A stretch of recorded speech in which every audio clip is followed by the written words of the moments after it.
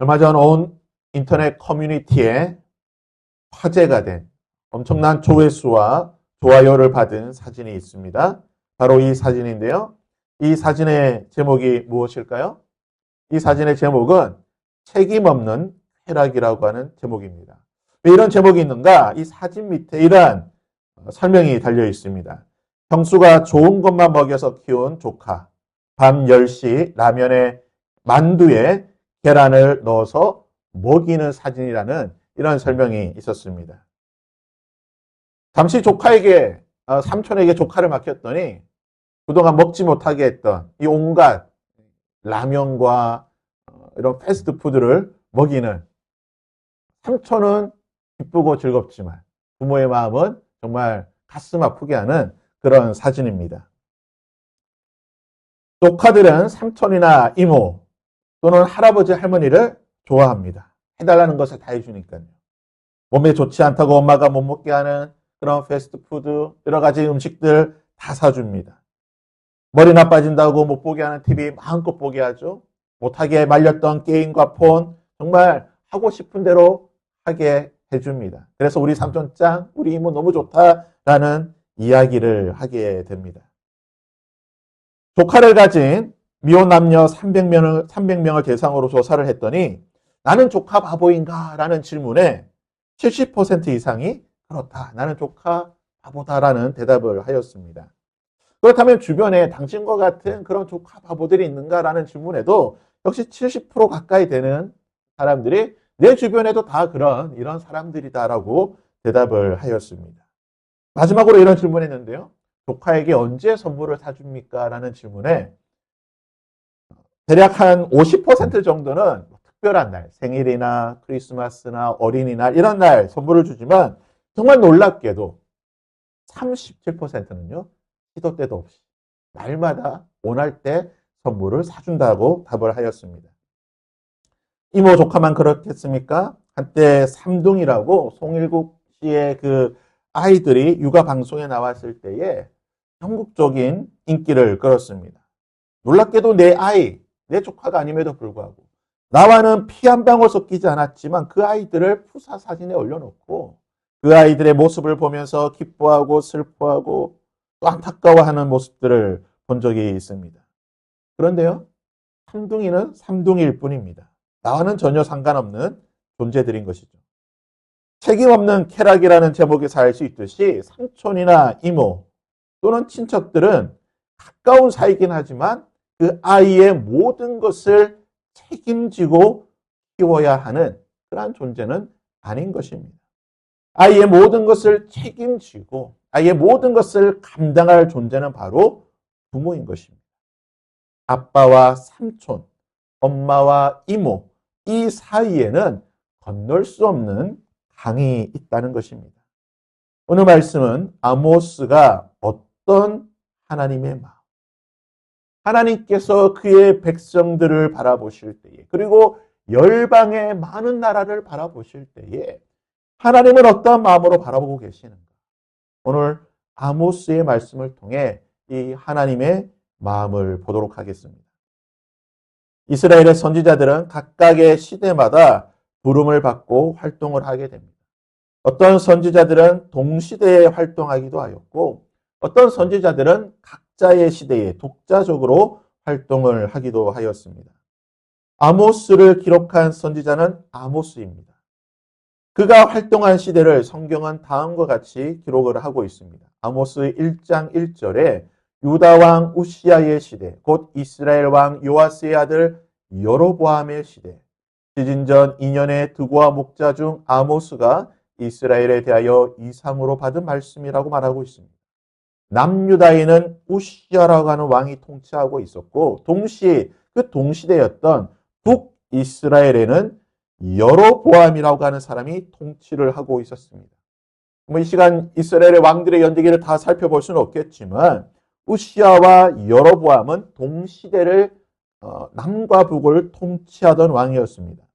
그리고 이 우시야 그리고 이 여로보암은 자신들이 통치하고 있던 남유다와 북이스라엘의 전성기를 만들었던 왕입니다. 우시야는 남유다의 대표적인 선한 왕이었습니다. 그리고 나라를 가장 부강하게 만들었던 왕이었습니다. 우시아가 죽었을 때에 선지자 이사야는 하나님을 경외하고 섬겼던 이 선한 왕이 죽었던 것에 대해서 너무나 안타까워하고 상실감에 젖어 있었습니다. 그런 이사야에게 하나님께서 환상을 보여주시면서 새로운 사명을 주셨던 것이 바로 이사야 6장에 기록된 배경입니다.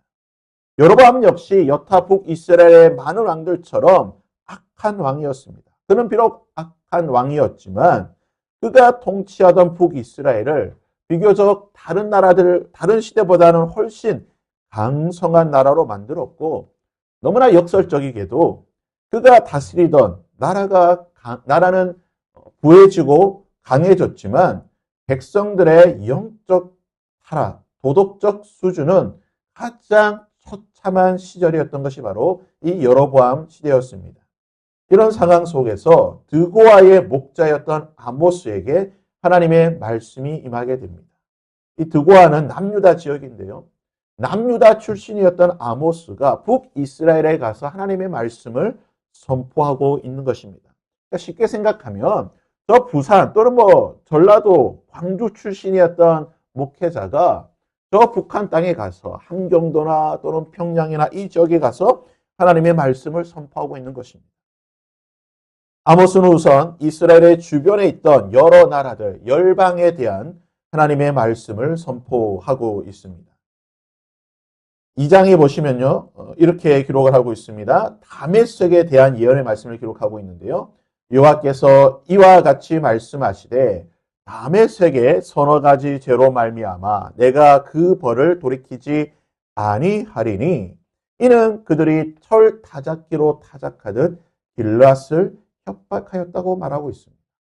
그래서 6절에 보시게 되면요, 하나님께서 블레셋 가사, 이 블레셋 지방에 대한 하나님의 말씀을 선포하고 계십니다. 여호와께서 이와 같이 말씀하시되 가사의 서너 가지 죄로 말미암아 내가 그 벌을 돌이키지 아니하리니 이는 그들이 모든 사로잡은 자를 끌어 에돔에 넘겼다라고 말씀하십니다. 또한 9절에서는 하나님께서 두로의 죄에 대해서 말씀하십니다. 여호와께서 이와 같이 말씀하시되 두로의 서너 가지 죄로 말미암아 내가 그 벌을 돌이키지 아니하리니 이는 그들이 그 형제의 계약을 기억하지 아니하고 모든 사로잡은 자를 에돔에 넘겼다라고 말씀하고 계십니다. 또한 11절에서는 하나님께서 에돔에 대해서 말씀하십니다.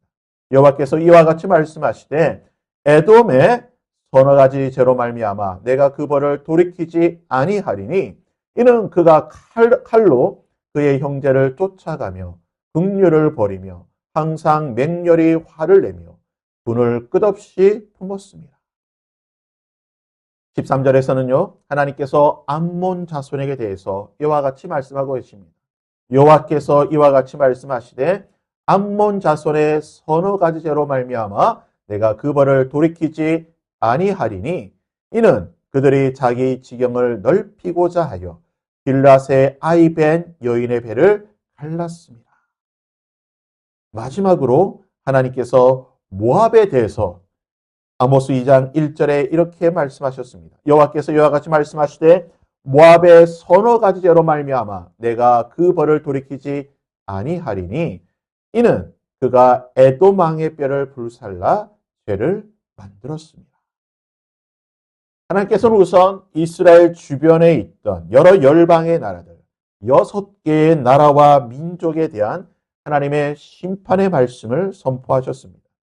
그리고 나서 남유다와 북이스라엘에 대해서 하나님께서 말씀하시는데요.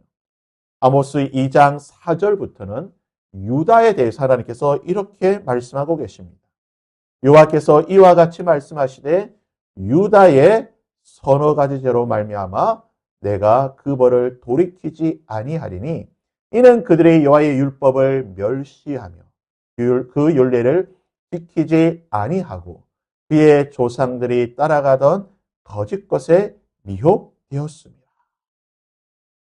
그리고 6절과 7절과 8절에서는 북이스라엘에 대해서 하나님께서 이와 같이 말씀하고 계십니다. 여호와께서 이같이 말씀하시되 이스라엘의 서너 가지 죄로 말미암아 내가 그 벌을 돌이키지 아니하리니 하리니 이는 그들이 은을 받고 의인을 팔며 신 한 컬레를 받고 가난한 자를 팔며 힘없는 자의 머리를 티끌 먼지 속에 발로 밟고 연약한 자의 길을 굳게 하며 아버지와 아들이 한 젊은 여인에게 다녀서 내 거룩한 이름을 더럽히며 모든 제단 옆에서 전당 잡은 옷 위에 누우며 그들의 신전에서 벌금으로 얻은 포도주를 마심이니라. 하나님께서 이스라엘 주변에 있던 6개 나라와 민족에 대한 하나님의 심판의 말씀, 그리고 남유다와 북이스라엘에 대한 하나님의 심판의 말씀, 이 말씀들을 우리가 쭉 살펴보았는데요. 어떻습니까? 뚜렷한 차이를 보십니까? 명확한 하나님의 구별된 태도가 보이십니까?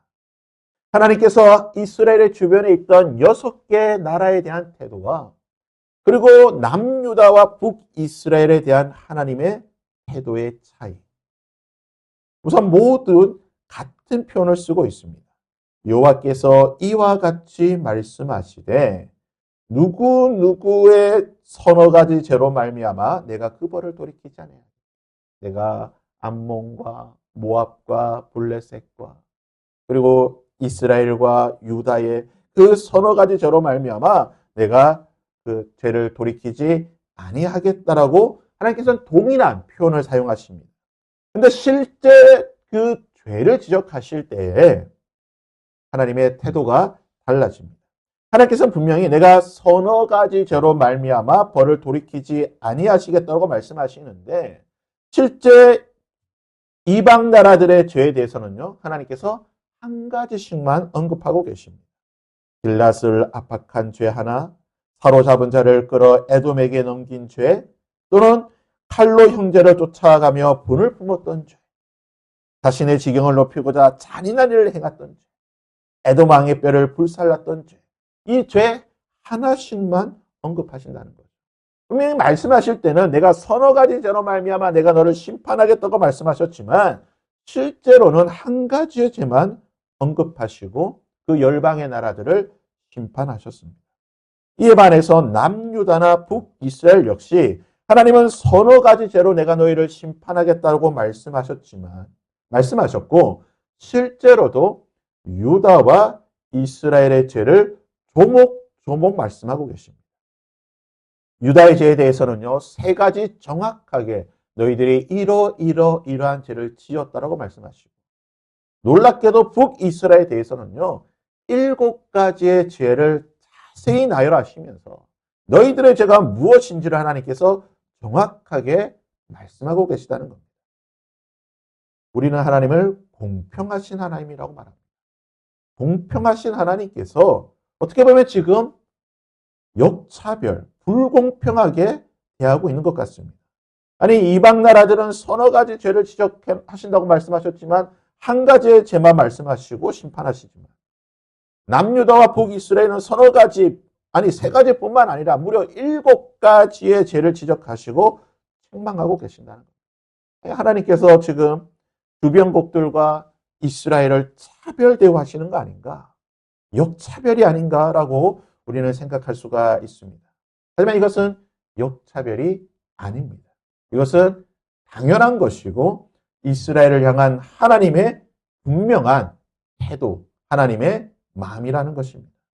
남유다와 북이스라엘, 이들이 누구입니까? 이들은 하나님의 백성입니다. 하나님이 그들을 향하여 너희들은 나의 자녀고 나는 너희들의 아버지라고 말씀하셨습니다. 세계 여러 나라와 민족 가운데에 내가 너희들을 선택하였고 너희들을 구별하였고 너희들을 뽑았고 너희들을 나의 나라, 나의 백성, 나의 자녀로 삼았다라고 말합니다. 이스라엘은 하나님의 백성이고 하나님의 자녀이며 하나님께서는 이스라엘의 왕이시며 그들의 아버지가 되십니다.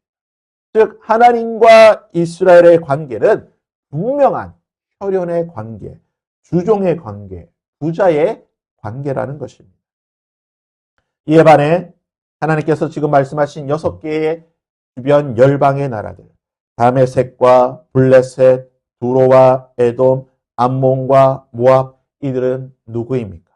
이들 역시 하나님께서 이들을 통치하시고 다스리시는 하나님의 주권과 통치 아래에 있는 백성과 나라들입니다. 하지만 이들은 하나님의 친백성이 아닙니다. 하나님의 자녀가 아니라는 것입니다. 하나님은 단 한 번도 이들을 향하여 너희들은 나의 자녀다, 나의 백성이라고 말씀하지 않으셨습니다. 오히려 이들에 대해서 너희들은 외인이요, 손님이요, 이방인이라고 말씀하셨습니다. 더 정확하게 말씀드리면 하나님과 이들은 관계 없는 자들입니다. 물론 하나님께서 이들에게, 이방 나라들에게 햇빛과 비를 내려주십니다. 하나님은 이들에게 자연의 섭리를 통하여서 은총을 베풀어 주십니다. 우리가 흔히 말하는 일반 은총을 이들에게 베풀어 주십니다. 하나님께서 정하신 자연의 순리 아래 이들 역시 복을 누릴 수 있고 행복을 누리며 그들의 삶을 살아가게 하셨습니다. 하지만 이들은 하나님과 관계가 없는 자들이라는 것입니다. 이들이 하나님이 정하신 순리 아래, 그 이치 아래 잘 살고 행복하게 살아도 그것은 하나님과 관계가 없는 것입니다. 이들이 악하게 살고 죄 가운데 살아 심판받고 죽는다 할지라도 이것은 하나님께서 정하신 인과응보의 그 자연의 순리, 그 하나님의 섭리 아래 당하는 것일 뿐이요, 하나님과 이들은 여전히 아무런 상관없는 자들이라는 것입니다. 하지만 남유다와 북이스라엘은 다릅니다. 이들은 분명 하나님과 확실한 명확한 관계 속에 있는 자들입니다. 하나님을 아버지라 불러야 되는 자들이고 하나님은 이들을 향해 나의 자녀라고 불러야 하는 관계인 것입니다. 그러기에 하나님께서는 하나님의 자녀된, 하나님의 백성된 이 이스라엘에게 가장 깊은 관심을 가지고 계시는 것입니다. 이들이 무엇을 먹고 무엇을 입고 어떠한 생각을 하고 어떠한 생활을 하고 누구를 만나고 어떠한 삶을 사는지는 하나님께서 이들에게 너무나 많은 관심을 가지고 계시다는 겁니다. 하나님께서 그들을 끊임없이 살펴보시며 그들이 하나님의 백성으로, 하나님의 자녀로 어떤 삶을 살고 있는지를 하나님은 하나하나 살펴보고 계신다는 겁니다. 그러기에 하나님께서는 6개의 이방 나라와 그 민족들이 범죄하였을 때에 그들이 많은 죄를 지었지만 그들의 한 가지의 대표적인 죄악만 지적하시고 그들을 심판하셨습니다. 그러나 이스라엘은 그들이 지었던 모든 죄에 대해서 하나님께서 너무나 구체적으로 자세하게 풀어서 설명하고 계시고 그것들에 대해 책망하고 언급하고 계시다는 겁니다. 왜 그렇습니까? 하나님의 백성이기 때문에, 하나님의 자녀이기 때문에, 나의 자녀이기 때문에 나의 자녀가 그렇게 사는 것을 하나님은 용납할 수 없다라는 것입니다. 저 이방인들이 어떠한 삶을 사든 그들이 내가 정해놓은 자연의 순리 아래, 내가 정해놓은 일반 은총 아래 그들이 때로는 잘못을 저지르며 심판받는 것이고 그들이 열심히 살면 복을 받고 행복하게 사는 것이겠지. 그것은 내가 정해놓은 순리 아래 그냥 그들이 살아가도록 하나님께서 내버려 두셨지만 나의 백성, 나의 자녀는 그렇지 않다는 거예요. 내 자녀가 어떠한 삶을 살고 있는지 나의 말씀대로 그들의 생각과 그들의 말과 그들의 행동과 그들의 모든 것을 하나님께서는 끊임없이 살펴보시며 관계하고 계시다는 것입니다. 삼둥이가 아무리 귀여워도 삼둥이는 삼둥이일 뿐입니다. 나와는 아무런 상관이 없는 아이들입니다. 그들이 잘 된다고 해서 나에게 좋은 것 하나도 없습니다. 그들이 나쁜 길로 빠진다고 해서 나와는 아무런 상관이 없습니다. 오히려 그들의 어떤 삶에 대해 관심을 가지고 그들에 대해서 하는 호기심을 가지면 괜히 주변에서 오지랖 넓다라고 하는 그런 핀잔만 받을 뿐이죠. 내가 관심을 가지고 내가 집중해야 될 대상은 내가 결혼해서 낳을 나의 자녀들인 것입니다. 내 자녀들이 잘못되는 것을 가만히 볼 부모가 누가 있겠습니까? 나의 아들이, 나의 딸이 잘못된 길로 걸어가고 잘못된 길로 빠지는 것을 보고 있을 부모는 아무도 없다는 것입니다. 어느 부모가 자녀의 잘못에 대해 아무런 관심 없고 그가 악한 길로 가는 것에 대해서 방관하는 부모가 있겠습니까? 나와 상관없는 3등이라고 한다면 관계치 않겠죠. 나의 자녀라고 한다면 그것을 돌이키기 위해 내가 할 수 있는 모든 것을 다 동원하는 것이 바로 부모라는 것입니다. 히브리서 12장 8절 말씀은 우리가 하나님과 어떤 관계 속에 있는지를 보여주는 그 기준이 되는 말씀인 것입니다. 히브리서 12장 8절에서 이렇게 말하고 있습니다. 징계는 다 받는 것이거늘 너에게 없으면 사생자요 신하들이 아니니라.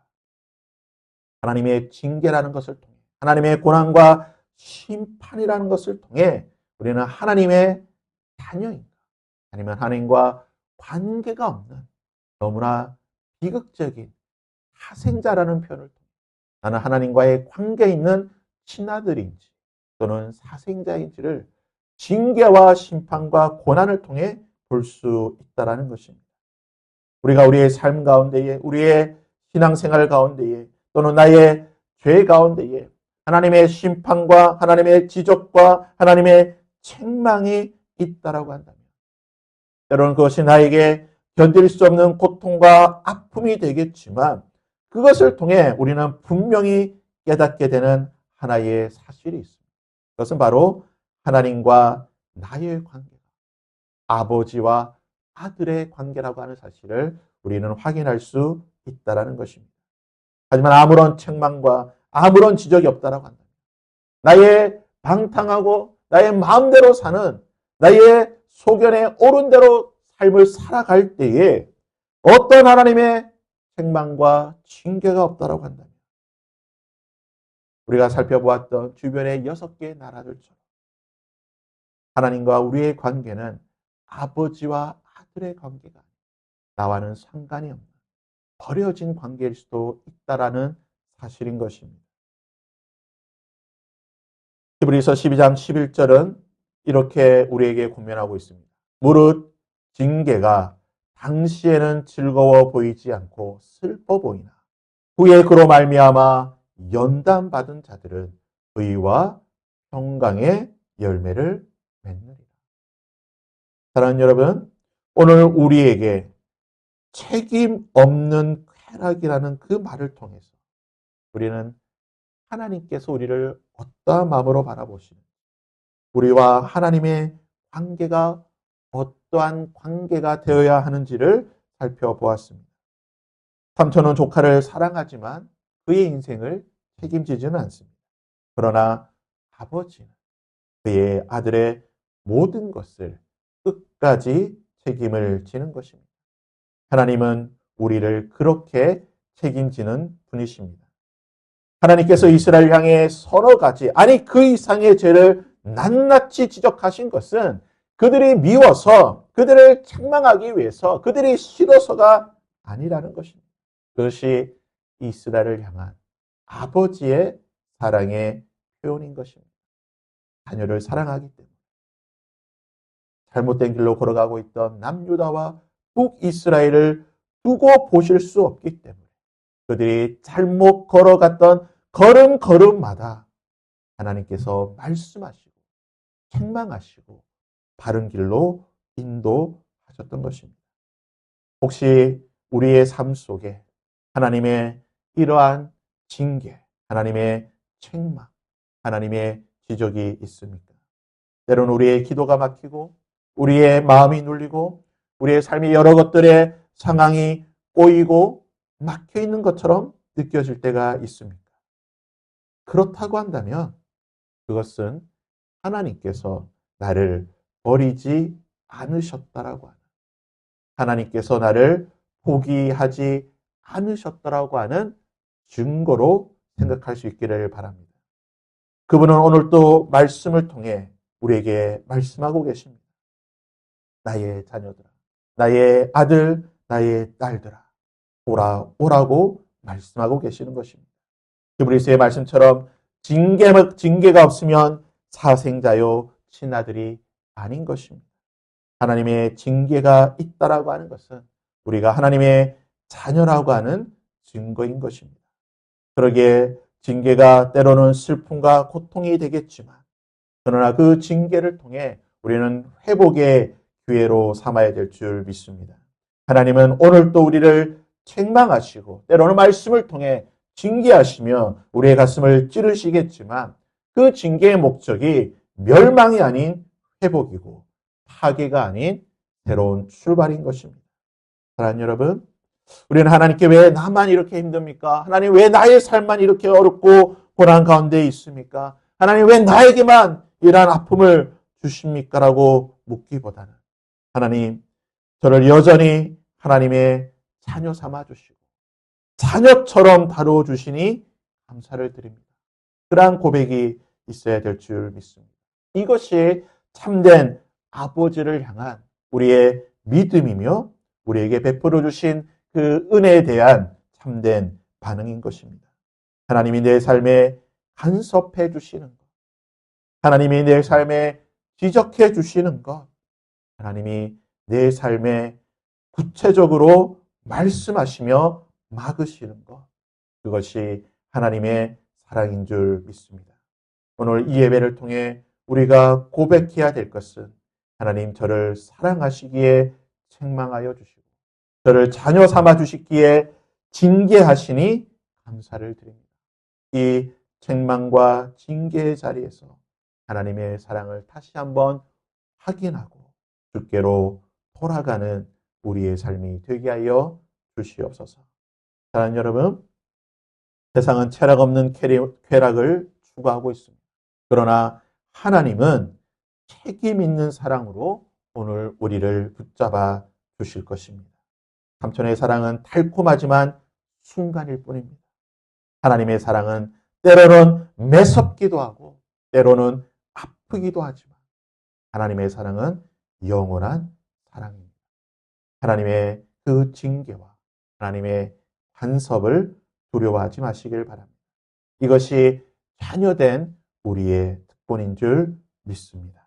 하나님의 그 사랑을 통해 그 간섭과 그 징계를 통해 하나님께로 돌이킬 수 있는 하나님께로 우리의 삶의 방향을 돌이킬 수 있는 저와